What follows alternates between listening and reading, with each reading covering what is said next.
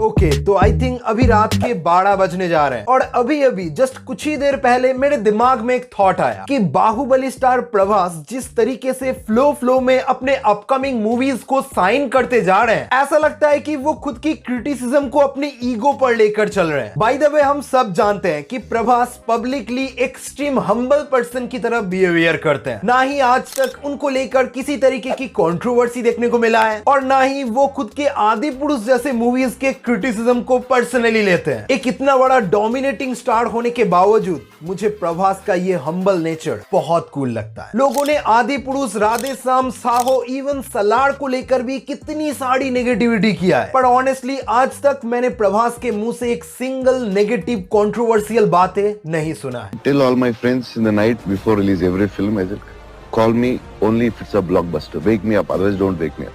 वो हर बार लोगों की फीडबैक को एक हेल्दी क्रिटिसिज्म की तरह एक्सेप्ट करते हैं कि भाई आज मैंने गलत किया है तो लोग मुझे हिट दे रहे हैं, वो हिट मैं डिजर्व करता हूं। दिन जब मैं कुछ अच्छा करूंगा तो लोग मेरी तारीफ जरूर करेंगे और वो चीज प्रूफ हो चुका है सलार और कल्कि के साथ। प्रभास को ये बात बहुत ही अच्छी तरीके से पता है कि क्रिटिसिज्म को विदाउट कंट्रोवर्सी डिफेंड करने का तरीका एक ही है कि उनका अगला काम कैसा निकलेगा। सलार और आदि पुरुष जैसे मूवीज में मेरी रियल हिंदी डबिंग को लोगों ने मिस किया है, तो मैं मेहनत करके अपनी डबिंग को कल की मूवी में इंप्रूव करूंगा, क्योंकि उनको पता है कि सड़क केलकर उनके होल फिल्मी करियर को डबिंग करने के लिए नहीं रहेंगे। लोगों को मेरी रियल नेचर से प्यार है तो मैं उनको अपनी रियल आवाज दूंगा। मैंने देखा है ऐसे ही छोटी छोटी इंप्रूवमेंट के ऊपर प्रभास विदाउट घमंड बहुत ही बारीकी से ध्यान देते हैं। ना ही तमिल और कन्नड़ इंडस्ट्री की तरह कि यूट्यूब रिव्यू पे बैन लगा दो, स्ट्राइक मार के चैनल खत्म कर दो। भाई ऐसा करके ना आप खबरों में आ सकते हैं, लोगों के दिलों में नहीं। आज तेलुगु इंडस्ट्री क्यों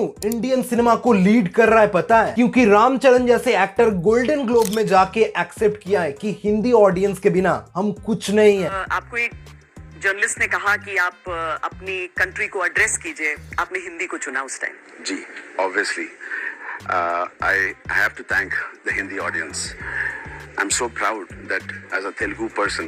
अगर वो लोग हमें सपोर्ट नहीं करते तो ऑस्कर तो क्या, हम गोल्डन ग्लोब तक ही नहीं पहुंच पाते। भाई आज के डेट पे अल्लू अर्जुन पटना जाके पुष्पा 2 का ट्रेलर लॉन्च कर रहे हैं क्योंकि उन्हें हिंदी ऑडियंस की अहमियत बहुत अच्छी तरीके से पता है। महेश बाबू को एनिमल प्रमोट करने से लेकर एनटीआर, हर कोई, स्पेशली मैं तो प्रभास के बारे में बात कर रहा था। भाई इसी हम्बल नेचर की वजह से इस सर के आज इतना चर्चे में रहते हैं, ना कि कोई फालतू की कंट्रोवर्सी की वजह से। सोशल मीडिया में ऐसे ही कई सारे पॉजिटिव वीडियोस हैं, आप गौर से ऑब्जर्व करोगे तो आपको पता चल जाएगा। खैर, हम बात कर रहे थे प्रभास की और वीडियो के स्टार्टिंग में मैंने कहा था प्रभास के ईगो के बारे में कि भाई उनका अपकमिंग फिल्म लाइनअप इतना रॉ और क्रेजी कैसे हो सकता है। जैसे 2019 में साहो मूवी रिलीज होने के बाद हमने प्रभास के कल्कि तक प्रेडिक्ट कर लिया। अब लगता है कि हम इस टाइम में ऐसे ही प्रभास के और 5-6 अपकमिंग मूवीज को प्रेडिक्ट कर लिया है, जो मूवीज हमें 2028 तक हर साल देखने को मिलेगा। और जैसा कि मैंने दर्जनों वीडियोस में कहा है कि प्रभास को स्क्रिप्ट सिलेक्शन के मामले में कोई भी नॉर्मल एक्टर कंपीट नहीं कर सकता। डेफिनेटली हम सब मुकेश खन्ना की इस बात का इज्जत करते हैं। देखो, प्रोड्यूसर कास्टिंग करता है, एक्टर प्रोड्यूसर की कास्टिंग नहीं करता। पर मुकेश खन्ना भाई साहब इस पॉइंट पे एक्टर प्रोड्यूसर की कास्टिंग करता है, क्योंकि कभी एक टाइम में टी सीरीज का हेड हुसन कुमार ने कहा था कोई भी नॉर्मल मूवी पे 200 करोड़ इन्वेस्ट करने से अच्छा मैं प्रभास की मूवी पे 600 करोड़ इन्वेस्ट करूंगा, चाहे पिक्चर पिट भी जाए। प्रभास का स्टारडम मेरी उस इन्वेस्ट को उसूल करके देगा। मगर कोई नॉर्मल मूवी पे जो 200 करोड़ में लगाऊंगा वो उसूल होगा कि नहीं, उसका कोई गारंटी नहीं है। तभी तो आदि पुरुष जैसे मूवी पिटने के बाद भी वो वांगा की स्पिरिट मूवी पे अपना पैसा लगा रहे हैं। सिर्फ टी सीरीज ही नहीं, ऐसा ही और एक एग्जांपल है जिसके बारे में मैं वीडियो के आगे बताऊंगा। खैर, speaking of each Prabhas upcoming movies, तो अगले साल गर्मियों के छुट्टी में यानी ईद के मौके पर प्रभास आ रहे हैं अपनी अपकमिंग मूवी राजा साहब लेकर, जो एक नॉर्मल डायरेक्टर की typical trendy horror comedy movie होने के बावजूद लोगों के अंदर इस मूवी को लेकर एक्साइटमेंट स्टिल बना हुआ है। कैसे? बिकॉज लोग क्यूरियस हैं कि इतना बड़ा ग्रैंड लेवल का पैन इंडियन स्टार अगर इस तरीके की मूवीज कर रहा है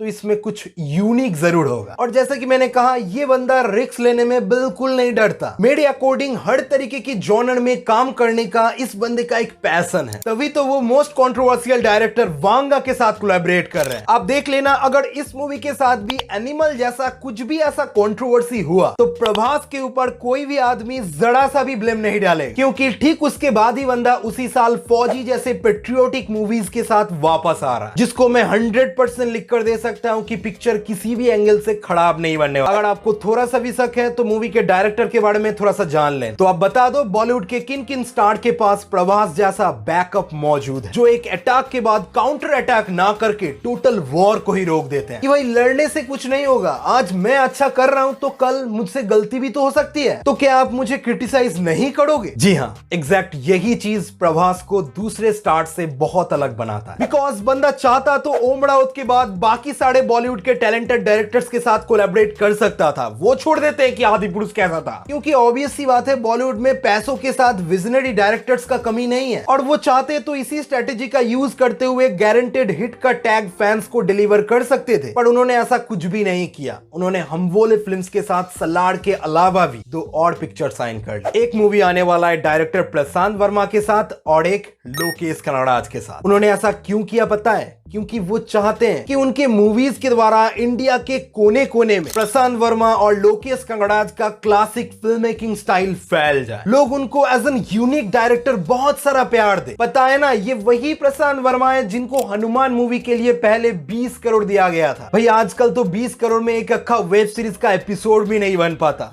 एक सुपर हीरो मूवी वो कैसे बनाएंगे? पर उन्होंने खुद को प्रूव किया है, तो प्रभास उनको एक मौका दे रहे हैं। और आई थिंक लोकेश कनगराज जैसे टैलेंटेड विजनरी डायरेक्टर को भी अपना काम ग्लोबली प्रेजेंट करने के लिए प्रभास जैसे स्टार की जरूरत है, क्योंकि विक्रम और लियो जैसे मूवीज पैसा तो कमाया था, मगर मेरे अकॉर्डिंग उनके काम के हिसाब से वो पैसा काफी नहीं था। अब प्रभास आ चुके हैं, तो मेरे अकॉर्डिंग लोकेश जो डिजर्व करते हैं उन्हें वो मिल जाएगा। क्या आप यही सोच रहे हो ना कि ये बंदा तो काफी लॉजिकली समझा रहा है, ना ही प्रभास के फैंस को कैटर कर रहा है और ना ही किसी को हेट दे रहा है?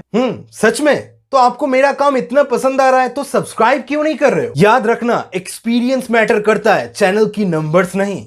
सब्सक्राइब करो। एनीवेज, मैं वीडियो को ज्यादा लंबा नहीं करूंगा। कंक्लूजन में बस मैं इतना कहना चाहता हूं, 2024 जैसे जमाने में प्रभास जैसा स्टार हर कोई नहीं बन सकता, जिन पे प्रोड्यूसर से लेकर directors, side actors, fans, theatre owners, even overall industry भरोसा करता है कि प्रभास की मूवी है तो टेंशन लेने की कोई जरूरत नहीं। जो कहते हैं ना कि प्रभास की साहो, राधेश्याम जैसे मूवीज फ्लॉप है, एक्चुअली उन्होंने सिनेमा देखा ही नहीं है। अगर एक 300 करोड़ की बजट वाली पिक्चर 450 करोड़ कमाने के बाद भी लोग पिक्चर को फ्लॉप बता रहे हैं, तो उनको समझ जाना चाहिए कि लोगों को प्रभास से कितना एक्सपेक्टेशन है। आजकल तो लोग प्रभास को 1000 करोड़ के नाम पे जानते हैं, कुछ साल बाद और कितना जाएगा ये कोई नहीं जानता। मुझे पता है कि अब कुछ लोग सोचेंगे कि कंटेंट की कमी है तो प्रभास के नाम पे व्यूज छाप रहा है। अगर ऐसा ही होता तो इस वीडियो को आप एंड तक नहीं देखते। आप इसलिए देख रहे हो क्योंकि आप एक रियल सिनेमा लवर हो। लाइक करो, मिलते हैं नेक्स्ट वीडियो में।